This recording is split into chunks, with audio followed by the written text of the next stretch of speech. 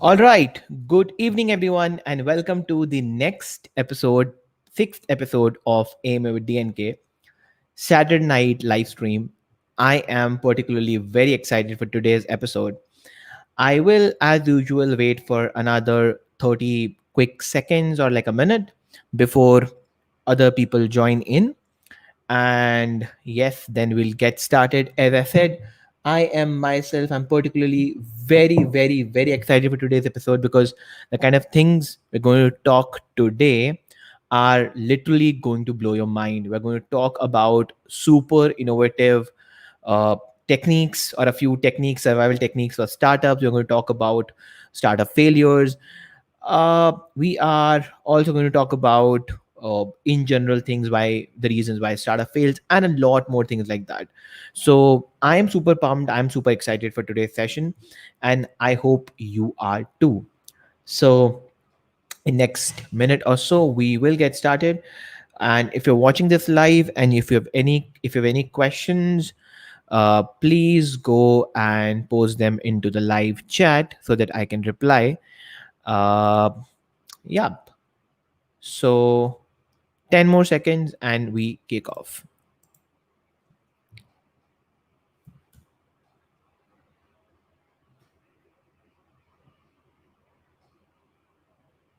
And yeah, thank you so much for uh, being a part of this entire thing that I do, because I'm seeing that, in fact, the YouTube exclusive episodes are getting a lot of traction, and I'm so happy to see that I am able to deliver a lot of value to all you guys out there.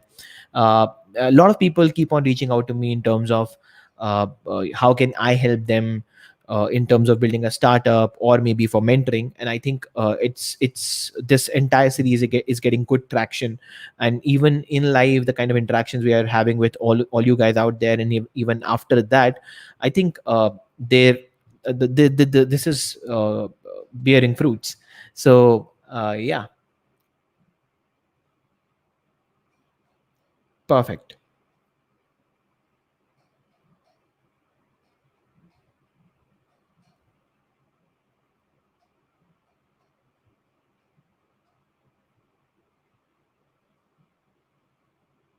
Okay, perfect.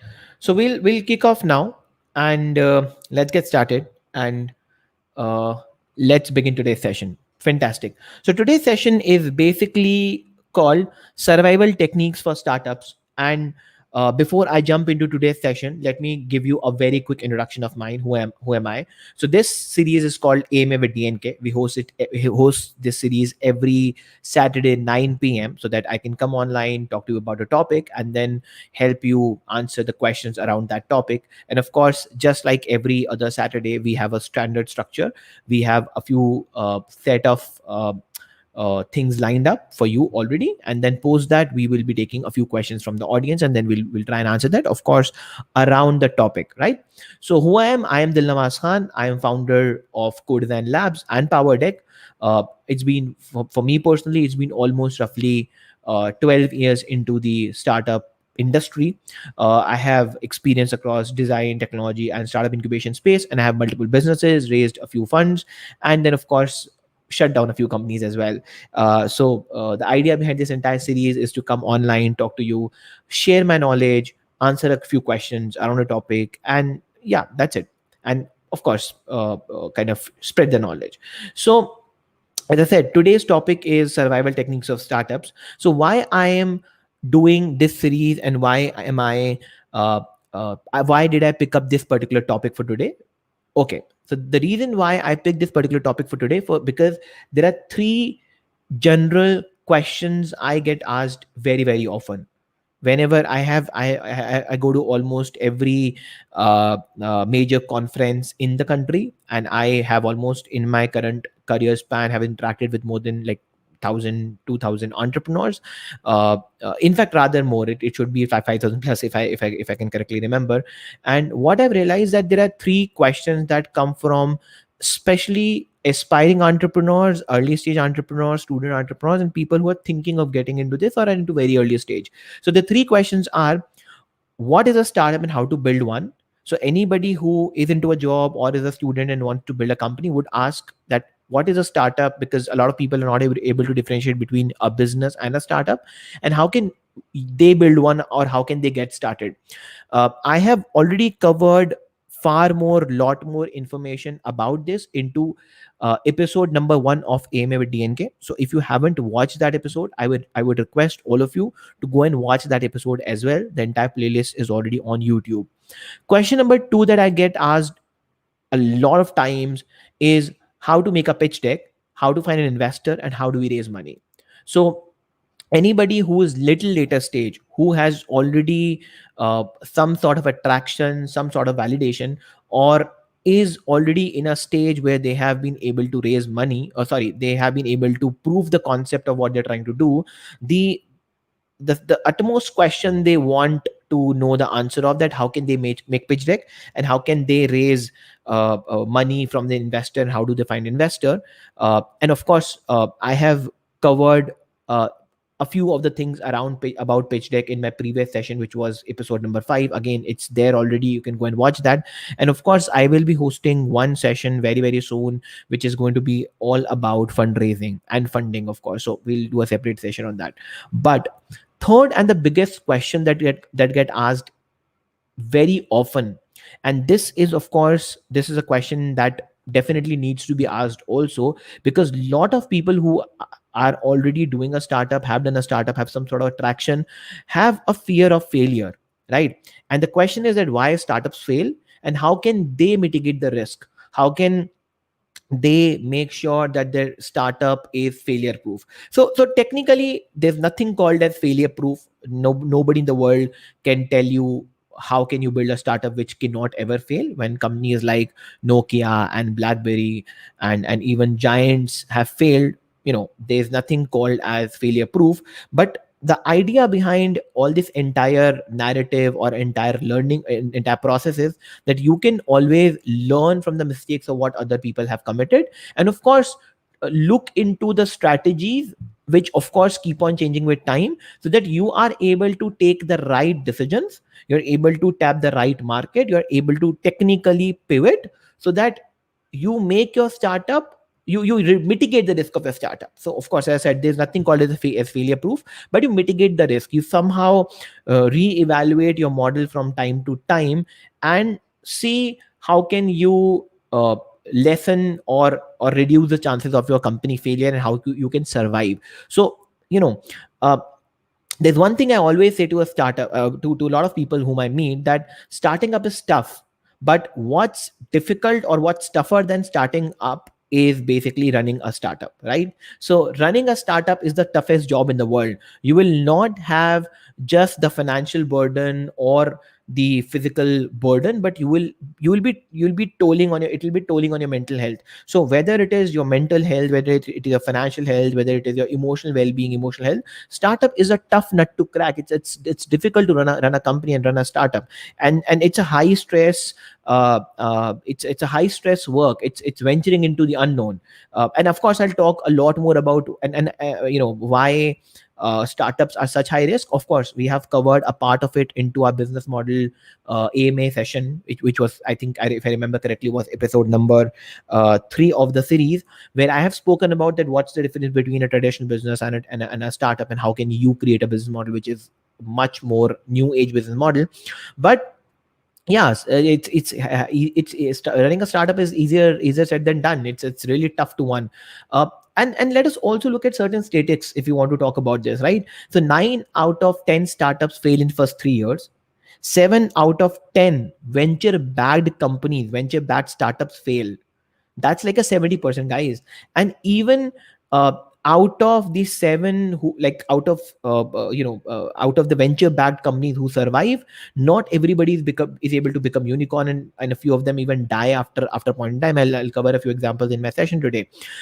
So and then most importantly, in the times of such a pandemic, such a volatile time, such a time of unknown, where we do not know where the world is going to be, you know uh, the world is full of unknowns, and therefore it is very very important this point in time to look and talk about, to understand the survival strategies and what are the best practices that people have adopted, or people are using, right?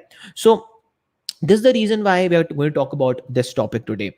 One of the major reasons, or one of the reasons a lot of very early stage startup founders think, or people who haven't started think, that money is one of the reasons why people fail.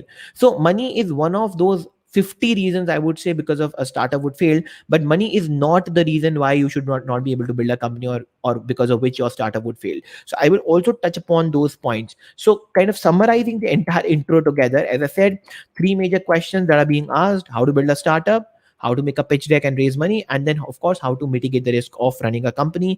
And today in this topic, in this session, we're going to talk about the second topic, which is, or the second most prominent, most often asked question, which is how can you mitigate the risk of building your company. Why? Because startup is venturing into unknown. It's a highly volatile space.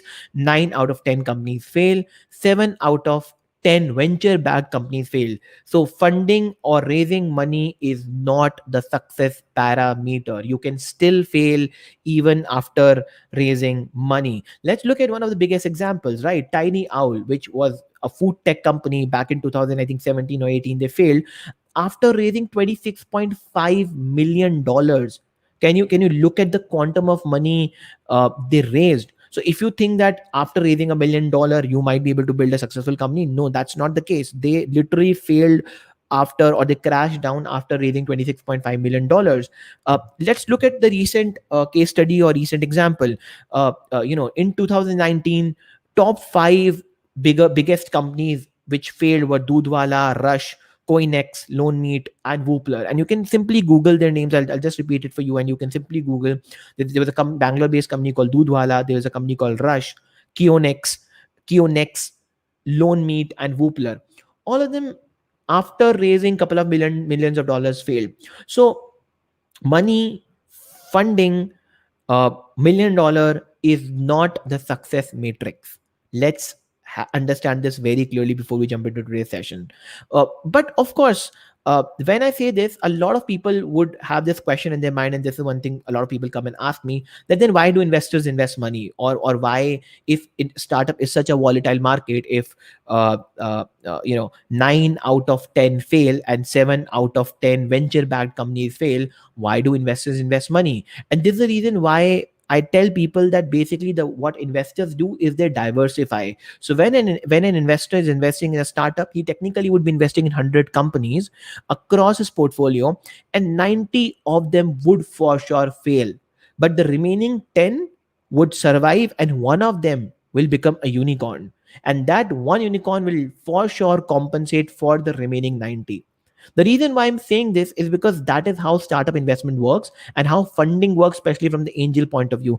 In a few days, not days, rather, in coming months, I will be doing a few sessions with investors as well, and I will also be doing a few sessions on angel funding and angel training, and understanding how angel model works. Because my major target audience around all these sessions that I do is either aspiring entrepreneurs, early stage entrepreneurs, student entrepreneurs, and somebody who's building the company, right? So I typically don't talk to somebody who's already raised a series A. And my company Power Deck works with very early stage or early stage guys, or people who are looking to raise either a pre-series A, or a seed capital, or angel fund, right? So my major target audience is this, and this is the reason why we do this. So as I said, I cannot tell you a mindset of an entrepreneur who has a series A or B or C, but I can for sure tell you the mindset, and where an entrepreneur who's an aspiring entrepreneur or an early stage entrepreneur, where he's coming from.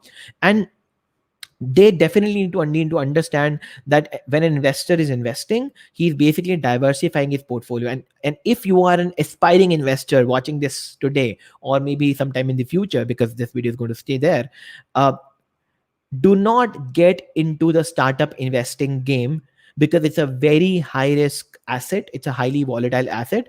And uh, if you do not understand how startups function, go and get a secure asset, or put your money into something which is secure. Do not invest into a startup. It's a very, very high risk asset.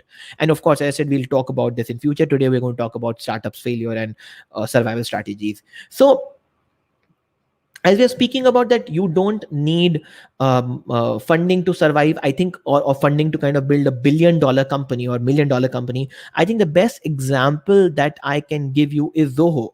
The CEO of Zoho is Sridhar Vembu, and Zoho already has a revenue of 3,300 crores.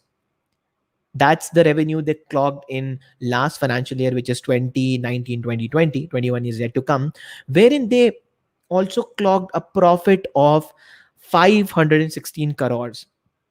Can you beat that?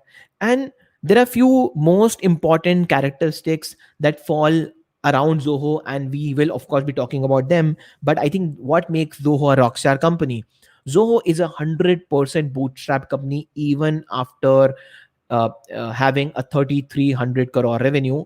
Zoho till date has not raised any sort of external funding. And in one of the interviews, Sridhar said that he has no plans to sell the company and he does not want the company to get listed, which means this is a 100% privately owned company, or something that we know as a private limited company. And when I say this means that the founder has got, or the majority shareholder, the majority stakeholder has got 100% control over the company. So wherein half the ecosystem glorifies and startup founders only want to raise money. And of course, I'll talk a bit in the later half of the session where I will tell you what are the issues you're going to face if you're in early stage while raising money. I think this is a fantastic example, and this is a milestone example. It's a great example that we should keep in our mind, uh, which is a great example of 100% made in India, zero funding, no external money, 100% bootstrap company with no plans to sell and no listing, at least till now. So I think it's a fantastic example we can keep in our mind, and we can see wherein we see a unicorn being built without any external money. So for funding, money is not the success parameter, although it might become a failure parameter as one of the examples. Okay.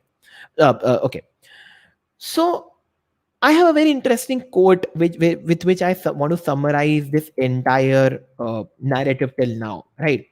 And I'm sure most of you would have seen this movie, which was, I think, the Spider-Man first, I think, Homecoming, and in the first time Iron Man and Spider-Man meet, and there's a very famous, I think, line which I want to quote here.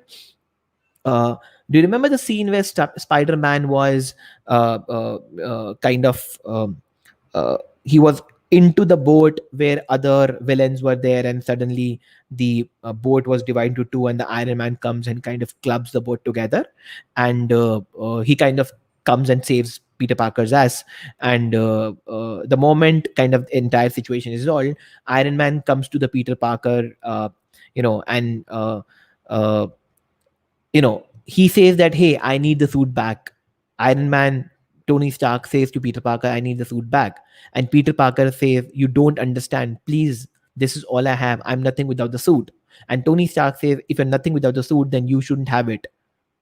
This is one of those most important lines which exactly resonate the situation. A lot of startup founders come and tell me that, hey, we cannot run the company without funding, or we cannot start the company without funding. You do not need external money or funding to run or start a company. If you have slightest of uh, this thing in your mind that you will not be able to build a company without funding, guys, don't even think about starting a company. Don't even think about entering into a startup world. If you build a company, you want to start a company because you're passionate about it, you have figured out a problem, you have a solution in mind, you are capable enough of solving the problem, and you as an entrepreneur can technically at least go out and validate and at least get the first customer, or at least figure out that what you're trying to build or thinking to build works. Funding is always a support system. If you think that without funding you cannot build the company, then I am very, very sure you are not cut out or meant to be an entrepreneur. So this is where I want to kind of summarize the entire funding part, that you do not need funding to build a successful company, right? Now, having said that, let us now start looking at other reasons of why startup fails before we jump into understanding the reasons and the strategy that we can adopt as an entrepreneur to mitigate the risks and these failures, right? So if you simply Google or search or kind of have a look on the internet, you'll find a lot of articles talking about prominent reasons why startup fail. And of course, there are a few I've listed down, and of course, I will give a slight hint onto all of them because I don't want to kind of waste a lot of your time and get deep into all of them. So a few common top reasons why a lot of startups fail is that one, there's no market need. So the market does not need your product. You might have built something but you haven't validated. You basically run off cash. Point number two. Point number three, you do not have the right team. Point number four, you get out competed, which means that your competition will come and crush you. That means you are either in an overcrowded market or your competitor has a better product or better pricing or better strategy. Pricing costing issue, of course, either you're selling at a too high price point or you're selling in a wrong market. User unfriendly product. A lot of times people create the product based on their whims and fancies and do not go and get the product validated. Product without a business model. So this is one of the most common cases that I've seen, that people build the product first and go on to building a business model later, wherein investors do not fund a product, they won't fund a business model. We'll go a little deeper into that later on. Poor marketing. You have a product but you don't know how to sell and where to sell. So you have built whatever you a service or a product, but you can't sell. You ignore customer feedback, and most importantly, your timing is bad. So for example, if you want, let us say if you want to start a restaurant today, or if you have an idea of building a food chain or a restaurant chain today, I think it's the worst time. So timing also plays a very critical role. As I said, I do not want to get deep into all these points because there's enough information, enough articles, enough videos, TED talks, general knowledge already out there on the internet. You can simply and I can maybe later on put them into chat and put them into the the description, and then you can have a look at them, right?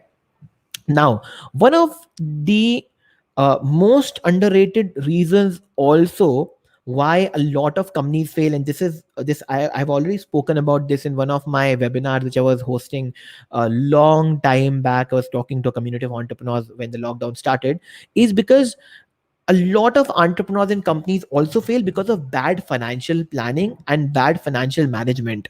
A lot of times entrepreneurs are confused between cash flow projections, cash in hand, and things like that, right? So these are all different things. And uh, because people do not understand numbers, because people do not understand finance, and you don't need to be a financial expert to understand numbers. If you're a startup founder, you should at least be able to understand the basic startup basic form basic sorry basic finance numbers and basic numbers. So a lot of times, because of bad financial planning, also a lot of companies fail. So there's a report which says that 70% of the startups will run out of money in less than 3 months, and it's a May 2020 article, right? Although it's a topic for another day where I'll be talking about financial planning and making good financial decisions for startups. But most important thing is to understand that if you as an entrepreneur do not understand numbers, because ultimately a startup is not a fancy idea, a startup is not a fancy product, a startup is not a fancy office, a startup is not a fancy team or funding. A startup is money. A startup is a business. And as a lot of people online say, Gary Vaynerchuk says, cash is the oxygen, right? Money is the blood of the business. If you do not have money, if you do not understand numbers, if you do not understand how the money is coming in and going out of a company, you are bound to fail.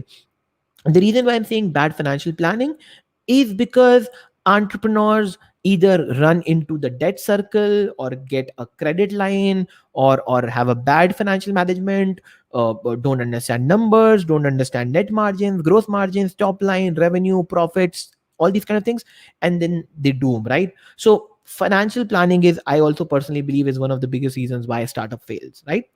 uh, if I have to kind of once again summarize all of these things together, so we can club them into 4 or 5 major points. Marketing or market problem, which is lack of product market fit, not having enough validation, or not pivoting at the right time, is one of the reasons why companies fail.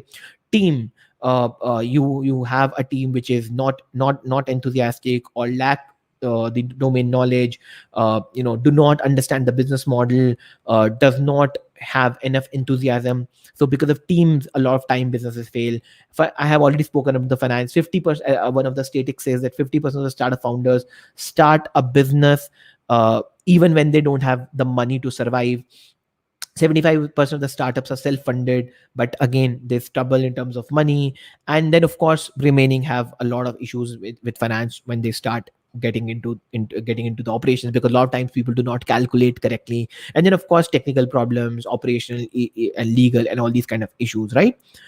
So there are enough reasons why a startup would fail, but finance, money, market fit, a few of these prominent things are there, which if you are able to understand correctly and take a right call, I think there's a huge chance of your survival, or you can mitigate the risk at a higher level, right?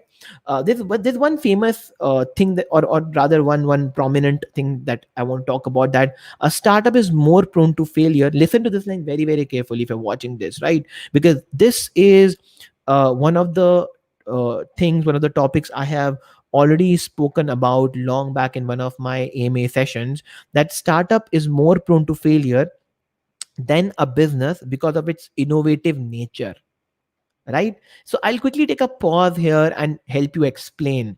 So there are two keywords that have come here. One, that startup is prone to failure than a business, and as I said, I have already spoken about enough in my session one of AMA with DNK, where I've told people and helped them understand that why a startup is not a business, or technically why a startup is a is a special subset of a business, right?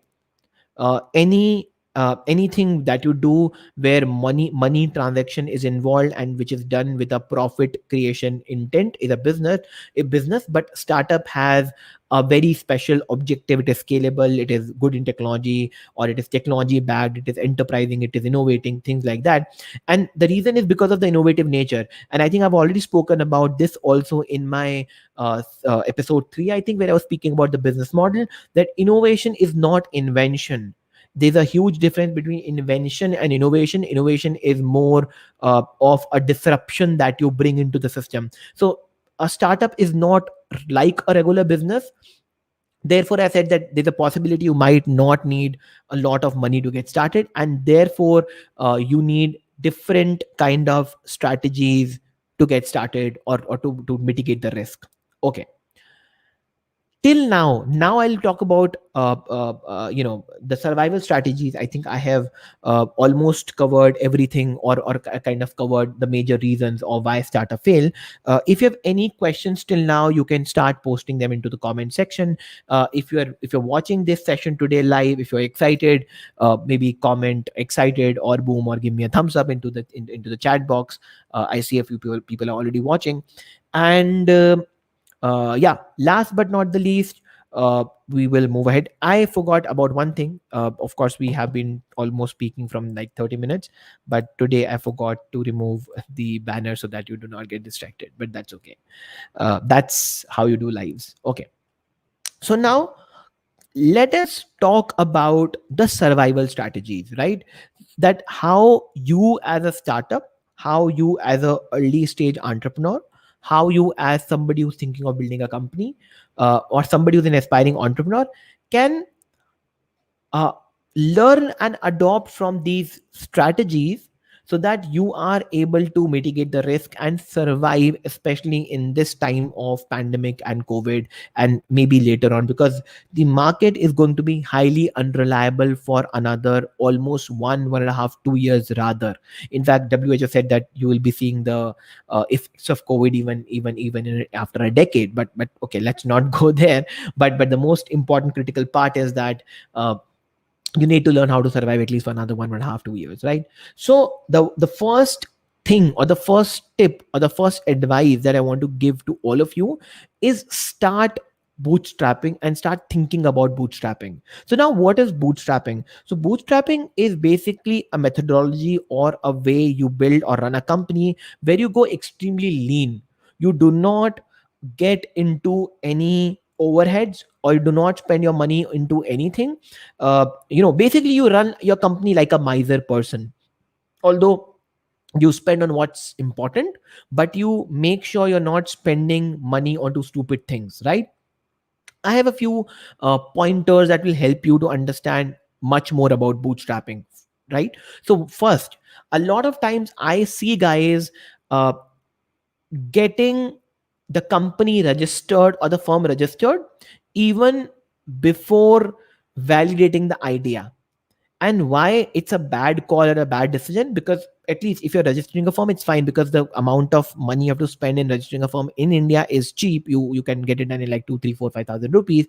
But I see a lot of times even the chartered accountants not knowing this thing, that they suggest early stage startup founders and startup founders that you should register a company which is registered with MCA, Ministry of Corporate Affairs, and you basically spend almost like a 25 30 35,000 rupees on company registration and things like that, along with the chartered accountant's fees. And then you end up into an infinite loop of filling up compliances and making sure the company stay afloat.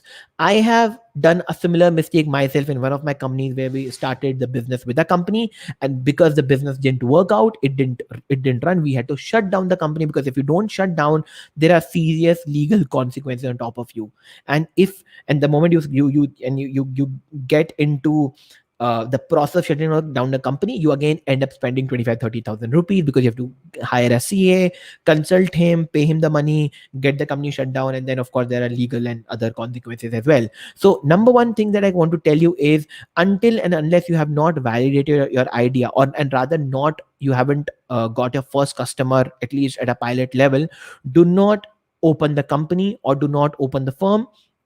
Go super lean. Second, another great way of going super lean is try and create a great team, not of employees but of co-founders. So, and as I think we've already spoken about this a lot of times, that and a lot of people also come and ask me, and as I said earlier also, I will be doing a separate session on co-founders, that a great team or a great trio for any startup is a hustler, hacker, hipster, right? And it's a pretty evident phenomenon on the internet. You can go and watch it, that a hustler is somebody who's like a CEO. He can get the job done. He can go anywhere and get the job done. A hipster is basically the marketing guy, the selu, and the hacker is the coder, right? So if you have to build a tech startup, you basically need these three guys. So any team from a 2 people to a 4 people is the optimum team. Solo co-founders, although there are enough examples like Vijay Shekhar Sharma and Ritesh Agarwal, where we've seen solo founders building billion-dollar companies. But of course, if you're a solo founder, it's tough.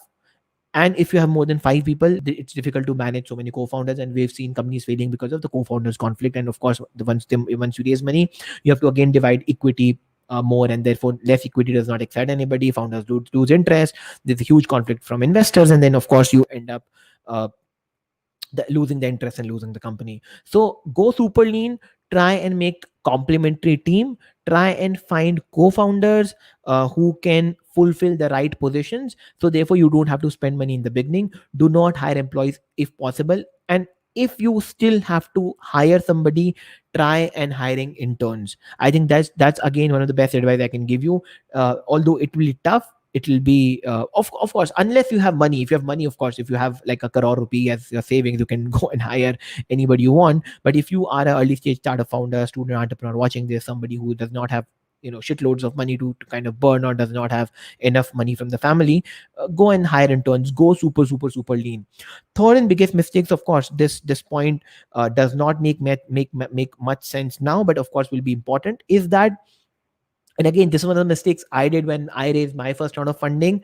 We expanded our office and staff like a crazy person, right? So rather than investing money into technology, rather than investing money into marketing, advertising, we thought, let us take a fancier office and let's hire more people so that we can somehow show off to our clients that we are a big company, which is again a very bad thing that startup founders do. And from my point of survival strategy, you should not be doing it. Then what you should be doing, you should be not taking your own office. You should either try and get incubated or get into an accelerator program or any incubation program where they offer you free co-working or like a co-working space at a minimal cost.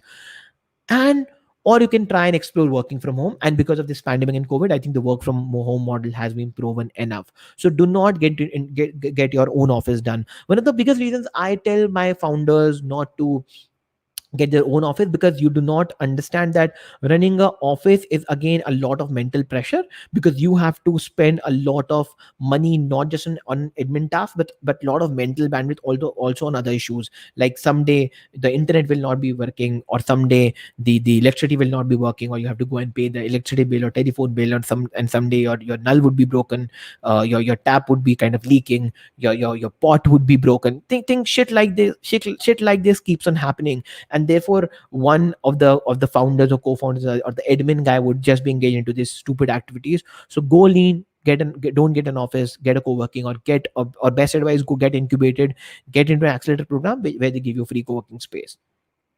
Last but not least, another advice is get paying customers. I think nothing can help you more than getting paid customers. Another point that a lot of people ask me, how to get the first customer. I think if you're asking this question to me, how to get a first customer, again, you should not be doing a startup. The reason why I am saying this, that if you do not know how to get your first customer, is because if you're an entrepreneur and if you're building a company, I'm sure that you would have seen a problem of a person for whom you're going to solve the problem, right? And if you do not know the problem of the person, then you do not know the person who might become your customer. So this is the reason why a lot of early stage people come and ask that, hey, how do we get the first customer? If you're asking this question, you are technically a stupid person, or sorry, mind my words, but yes, you should not be building a company, because any and every entrepreneur is solving a problem of somebody, and that somebody is your core customer, or that somebody is your potential customer. And then any and everybody who fits into that customer profiling is your customer. So if you do not uh, know the profile of your customer, if you haven't identified those customers, you should not be building a company, because then the bottom line is that means you haven't validated what you're trying to build, and therefore you will not be able to build a company. Okay, having said that, another so this all clubs together into bootstrapping, right? Now, another tip of survival, right? I have spoken partially about this into my business model session, into I think the episode 3 of Aim with DNK. If you haven't watched this, go and watch that. But have a parallel or multiple revenue stream business model. What do we mean by that? Is that, for example, if you run a restaurant, so your primary business model is hospitality. Therefore, people walk into a restaurant, and therefore you feed them and you make money when you feed them, right? That's a hospitality business. But then you can also start a cloud kitchen where you're only getting into delivery. Or if you are a chef yourself, or you have some sort of a skill in terms of understanding the hospitality business, you can start consulting and advising other restaurants. So that's a consulting stream of business, or consulting stream of consulting stream. And then of course you can maybe start a YouTube channel, you can write a book, you can start publishing your recipes. There are enough innovative ways you can build multiple streams or multiple areas of streams of income, right? If you and of course, again, as I said, because my content, I'm sorry guys, because my content is also consumed by a lot of students, this has got nothing to do with a shitty passive income bullshit. Please, this is not what I'm talking about. Do not fall into that trap. I loathe that. Do not let's not get into even the discussion of creating a passive revenue stream and shit like that. I'm talking about a revenue stream where you actually work hard, you put your brain, you create a business model of not just one way of generating money for your business, but multiple ways of generating a business, for example. So I've given you one example, just like how you can make you can generate different revenue streams from, if you're a restaurant. I have already given you a few examples back in my session number 3. I'll give you one more example. If you are a if you're a product company, if you're a technology product company, you can get into consulting. You can also get into services. So for example, because product is altogether a different has a different life cycle, both from the development point of view and also from the go to market point of view and launching point of view and pricing point of view, in the initial days of building the company, you can also start offering services for your survival. So again, guys, the idea I'm trying to pitch you here is, I'm only trying and telling you the survival strategies. So that's another again thing you can think about. So if you're a product company, especially a tech product company, you can pitch your services to your customers. You can get into services, you can get into consultancy. Of course, I've already spoken about consultancy advisory. You can get into that thing. So the second point, first is bootstrap, second is get into some sort of a services revenue stream model or a consulting revenue stream model. Basically have multiple revenue streams for your business, right? uh, Okay, now having said that, let's conclude this part. See, the reason why you should consider bootstrapping, going lean, and thinking of multiple revenue streams and multiple business models is because in the initial early stage, uh, when you have no debt and you own the entire company and extremely lean, your chances of failure are highly mitigated. And then therefore you can, it's easy because you're lean, it's easier to pivot. You can drive the company based on your vision and mission and understanding. And there's no too much of external pressure, especially from the investors and other people's side. So I think until and unless you do not have a recurring model which is giving you enough money, and you do not survive as a startup, do not scale or do not think of scaling. There's a very famous quotation or a famous article which says, don't do things that don't scale. And if you look at any of the famous startup stories also, all of them started building their company from the point of view where they were not thinking of scaling. They were only trying to prove the model. Look at example of Oyo, folks. When Oyo started, Ritesh Agarwal basically stayed in that hotel in Gurgaon for almost 8 months, and he was just serving one hotel, and he was just trying and validating all his assumptions into that one hotel, where he created a partnership, right? If you look at Facebook basically started as a local social network before they moved to another colleges, and then before they went global. If you look at Flipkart, or rather Amazon, on day one, Amazon was just selling books, right? So this is another thing I talk to all of my early stage founders when I train them and when I talk to them, that do not think of what you will be able to do on 100 day or 100th day, or do not think what you will be about what you'll be able to do on 1,000 day. Think of what you will do on a day zero or day one. And if you are not super niche, if you're not super lean, if you are not very thorough, very clear with your customer profile, with the product, with the offering, with the value proposition on day one, it will be tough for you to build the company, because then you'll go haywire, right? So that is something you should also be doing. Now let's also look at a few more strategies of survival. These are now the strategies majorly from the founder's point of view, right? So start a side hustle. If you are an entrepreneur and wants to kind of build a company, uh, you know start a side hustle, start a consultancy, start a part-time job, start something which, or maybe okay, so let's talk about the side hustle or the part-time job first. Do anything which feeds you, particularly wherein you are putting in other half of your time in building the company. It's a great survival strategy. A lot of people would tell you this, but I think I personally believe it's a great way of building a company in the initial days, until unless your company does not become fully sustainable. And of course, leaders eat last. You as a founder should be the last one to take out money from a company, because the idea of getting the money in the company is to most importantly put the company on the auto mode. If you are able to put your startup on the auto mode, if things start automating there, I think then it becomes a system that which can automatically feed you. So if you are a founder, and you do not have money, start a side hustle, consult, code, do advisory, do a part-time job, do anything that feeds you so that you can build a company. Do not uh, take this advice in a way that you can start building a company part-time. right? This is not happening. So a lot of people come and ask me that, hey, can we build a company part time, or can we do a startup part time? I am extremely against this thing, that you should not be building a company part time. That means you're in a full time job but you're building a company part time. Rather, my advice is basically that you should be building the company full time but doing a part time job or doing a side hustle.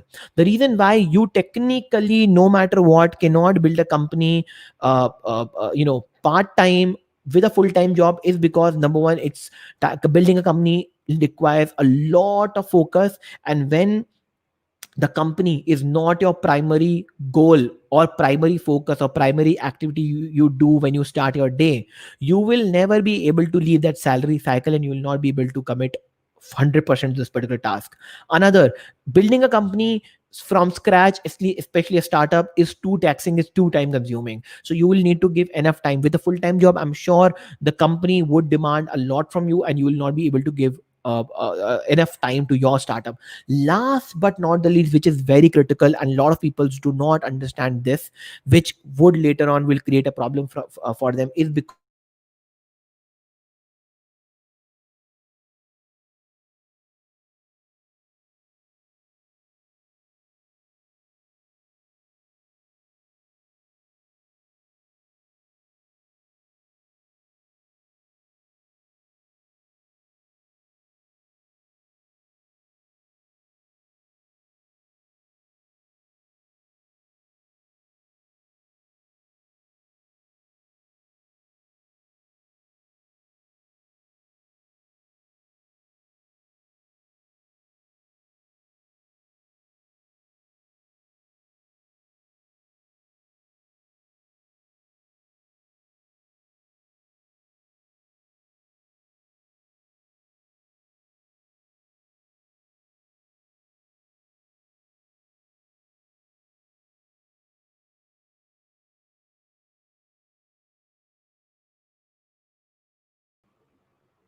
Okay, so I'm back. I'm really sorry. I think there was some sort of a glitch. Give me a second to figure out where I left, and I will then continue from there. Uh, I hope, yes, people are able to watch me. You need to give me a second more before I uh, kind of get started. This was a glitch from the internet.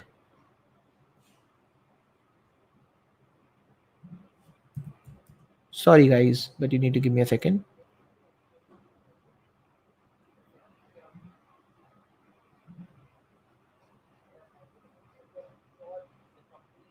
Okay, I think we are back. Fantastic. So what I was saying is that the last thing I was saying is that uh, okay. So I'll give you my own example. Before I was running this company, Codesign Labs, and technically before I was running Power Deck, I was working with Startup Oasis. Now, the nature of Startup Oasis was that it was a technology business incubator, and we used to consult and advise entrepreneurs basically who were looking to build their own company, or who were looking to kind of raise money from investors and things like that. I realized the problem in that entire ecosystem is that there's no, in general, in general, business incubators, even the national ones, they do not have a dedicated service for entrepreneurs to help them create pitch decks and also train them into pitching, because the business mandate and the mandate of the of the incubator is not to give them communications training, design training, and pitching training. Right now, what happens when this thing happens, right? So if uh, imagine I would have started a parallel company called Power Deck back then. uh, I would have started pitching my services to the incubators, or to the startups in the network, and this would have been a clear cut conflict of interest. A lot of founders, and that's a trait of a startup founder, a trait of an entrepreneur, that they look at problem into the ecosystem they belong to. And if you look at all the big founders, especially not into just consumer space but enterprise space, a lot of founders come from the industry. After a couple of years, once they have understood the entire industry and the entire ecosystem with in-depth knowledge, and they were able to identify a gap which they can fulfill later on. So if you are into a company where you're serving a company and getting a monthly salary, and if you think of building your own parallel startup which is into the similar domain, I think it's a clear conflict of interest. You should go and either read your contract that you have with the company, or maybe take a permission, or at least be in a space which is absolutely non conflict area, right? So if you are, let us say, a enterprise company selling hardware products, it is fine. At least I think, in my understanding, I think it would be fine for you to start a e-commerce t-shirts business, because there's no conflict or no common area of interest. But again, you're making extra money in the end company. If the contract says you can't have another sort of employment, they might come after you. But I think it's not a great way of building a company. So the point I'm trying to make is that, wherein one of the survival strategies that I want to tell to entrepreneurs is that do side hustle, pick up a part-time job, pick up consulting assignments, save some sort of money, that once you go full time, you have at least some money left in your pocket, which will enable and allow you to focus on building the company. Do not take this advice as that building the company part-time with a full-time job. Have a part-time job, build the company full-time, not vice versa. I'm repeating myself. Understand this very clearly. Have a full time, or be in a full time founder role, and have a part time job to sustain yourself, and not the other way around. Do not try and build a company with a full time job and the company part time. It will not work unless you're building something into services. Of course, then nobody will be able to kind of catch you, or things like that. But please do not get into this thing which creates conflict for you, or conflict of interest for you. Very sincere advice, because a lot of people have said, come and ask me that, sir, can we build a company part time? And I think this is another prominent question that comes online also, that I'm running a full time company. I'm an employee in a full time company. I need money to kind of get started. I think this is all nonsense. Not happening. This cannot happen, right? Now, another thing of raising money, and this is the point where I want to connect both these things. Another point that comes very often to us, or it is asked to me, that uh, can I raise money at idea stage? Or will somebody give me money to build my company while I'm in a job, and I'll quit the job if I'm able to get money because I don't have enough money? So, one of the advice I give to all the people whom I meet, I tell them that if you want to be an entrepreneur, if you want to start your company, and if you are into very, very early stage, save enough money so that you're able to sustain your existing lifestyle without compromising onto that, because startup any which ways is a tough job. It is going to take toll on your both mental and physical health and emotional health, because it's venturing into unknown. It's tough. So therefore, save enough money so that you can survive for another 6 years, 6 months, or an year, sustaining the current lifestyle, right? But if you think, or if you are thinking of raising money at very early stage, at idea stage technically, or if you think at idea you will get money, the reason why you should not be doing that is because if you raise money at an idea stage, you are bound to lose much more equity, because the valuation of a startup at idea stage will be almost like nothing, right? Technically, as I said, this concept of raising money at idea stage is flawed. It does not exist, right? If somebody is giving you money other than of course, your parents and your friends and your family, if they're giving you money at idea stage, that another gentleman or guy, I'm sure, also does not know how to do funding or investment. So technically, angel investing or institutional funding does not happen at idea stage. I've already written an article on it, because idea does not have any value, and money comes into a business and not an idea. But let us say, assume you uh, might have raised money, or you might have an investor interest who's willing to give money to you at an idea stage. I think there's a huge problem with that entire thing, is because you are definitely you're bound to lose much more equity. With a lot more equity losing, you're going to lose much more control, and therefore you will have less negotiation power. So you're definitely going to get out of power as a startup, or sorry, as a founder, because eventually, the moment you start raising more, the more you raise, the less equity you have, the less power you have. So this is another challenge you should try and avoid. So therefore, you bootstrap, you save money, or you kind of go lean, or you kind of do a side hustle and save money, start a business model where you are able to have multiple streams, but do not take money at very early idea stage, at least till the validation level. That is what my advice would be to all of you guys watching this. And of course, I will definitely go into much more detail into the next session, or next session, which I will be planning, where I'll be talking about all about funding. So yeah, we'll have another session, as I said, wherein we'll go really, really deep, and we will be talking at length around, and we'll talk about all about funding.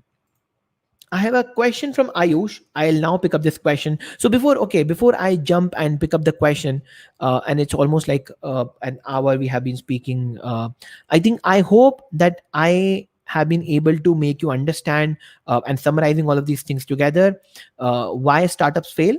I have spoken about a lot of reasons why startups fail. I've spoken about bit about funding. I've spoken about a few of the survival strategies that you as an entrepreneur, you as a startup founder should adopt to, in order to survive, especially in a post COVID or a in COVID world, and in a pandemic era. And I think if you're able to understand and adopt and kind of implement all these things, I'm very, very sure there'll be a higher chance of uh, you surviving the startup journey, especially at early stages, right? Okay, so now I'll pick up the question. And if you're watching this, if you have any more questions, please let me know in the comment section below. If you like this, give it a thumbs up, share it with your friends. I think today we have covered a lot of very, very important lessons. And last but not least, and most important, subscribe to the channel. Do not forget to follow me on Instagram and other places. And yeah, move over to the question. So the question is that, what is the impact on the funding of early stage startups? Okay, so Ayush, it's a great question from the point of view of what impact on early stage startups. I think uh, when the COVID hit, there was a different mindset of investors, and I very closely work with a lot of investors. So when COVID hit, I think there was a different mindset, and now there's a different mindset. And let me speak about both of them. So when COVID hit and everything went into lockdown, and a lot of things were kind of, they came to halt, uh, new fundings stopped, especially at early angel stage and even a pre-series A stage. A lot of investors said that we'll not pump money into any new companies. In fact, I remember a lot of term sheets getting rolled back. Right. Of course, in the next session, when I talk about funding, I'll speak much more onto valuation, term sheets, what are term sheet, and things like that. But a lot of term sheets were kind of rolled back by the investors. Uh, but having said that, investors were for sure committed on to supporting their own startups. So they said that if I have a portfolio of like 10 companies, and if I have given money to X company, I will make sure that they survive this pandemic. Because if investors would not support them at the time of pandemic, where as I said, I read that point that 30-70% of startups will not have enough money to survive a 3 months, right? Investors will lose it all, because investors are an equal stakeholder in the company. Therefore, uh, all the investors said that we will not be placing any new bets, will not be making any new commitments, but we will for sure honor our existing commitments, and we'll for sure kind of try and help our portfolio companies survive. That was one point. But now if you look at, almost once we are into kind of technically unlock 3, or after almost 4 months or 5 months of this pandemic going on, I think we can now see lot of new fundings happening. If you see, recently Whitehead Junior got acquired. It's like a 18-month-old or like a 20-month-old startup, got acquired in an all cash deal by Jews. Topper raised around $46 million couple of days back. And lot of new startups are either getting angel money, and of course the older ones are able to raise next round of seed funds, right? And then the biggest example was, the biggest example, and of course there's no comparison to it, but Geo raised almost like a 1 lakh crore rupee. So I think now the world is back to normal when it comes to funding. And if you are a great startup, which I say, if you are into, okay, so let me put it this way, and let me put it in the tip format. If you are a business which is startup like, that means you're scalable, you are digital, you have a great business model. One. Second, which is your startup like. Second, you have or you work in a sector which is hot, right? What do we mean by that? Any sector which is hot right now, which is digital entertainment, e-gaming, ed tech, healthcare, health tech, wellness, food tech, sanitization, shared economy, any sector, digital tools, any sector which is hot. Number two. And number three, if you are kind of recession proof, because a few sectors are recession proof. If you're into education, the reason why so much money is being pumped into education, because education is recession proof as a sector, right? Because no matter, so in India, if you see, people will spend enough money on their kids, because people love spending money on their kids. People will always spend money onto education, and people will always spend money onto marriages, right? These are three sectors. And then of course certain things around lifestyle and social status symbol and all those things. These are recession proof sectors. No matter what happens, people, if they have money, they'll spend money on this. So therefore, if you are a company, or a startup into this space, I think you are a fundable company, and I'm sure a lot of people will be able to come and offer you good fundings, right? Somebody on my live chat commented, Binod, thank you so much. I'm now, thanks for the validation. I'm a part of the global Indian meme culture. Okay. There's another question from Aman. I'll quickly pick up that question and then we wrap. Okay, the question is, what are some basic tips for a startup in terms of bootstrapping in Indian startup ecosystem, and bootstrapping techniques require different from place to place? I think, Aman, you joined the session very, very late. I think, although I'll repeat it for you, but I think I've already spoken a lot on bootstrapping today. I'll quickly run you through the points before I wrap. So, as I said, don't fall into the trap of opening the company or opening the firm or getting into the legalities. Try and validate your idea first. Try and get your first paying customer before you jump into legality and all side sort of a show business, right? Go extremely super lean. Try and find a complementary team. Try and find co-founders who bring in the right value, right skill set on the business. Try not hire employees, but get the job done from interns. Of course, finding them is really, really tough, but if you're able to find the right interns, nothing like it. Don't get an office of yourself. Try and get incubation. Try and get into an accelerator program that offers co-working, or maybe you can try and explore work from home. Of course, work from home is a new culture right now, but I think even in the pre-COVID era, this was a great advice that you can either try work from home, or you can get incubated, get in an accelerator program that offers you co-working. And last but not the least, have parallel revenue streams. If you are a product company, try and get into consulting. If you are a product company, try and get into service stream. Try and have at least 1 to 2 or 3 areas of stream, so that you're able to make enough money. And of course, try and be very, very lean.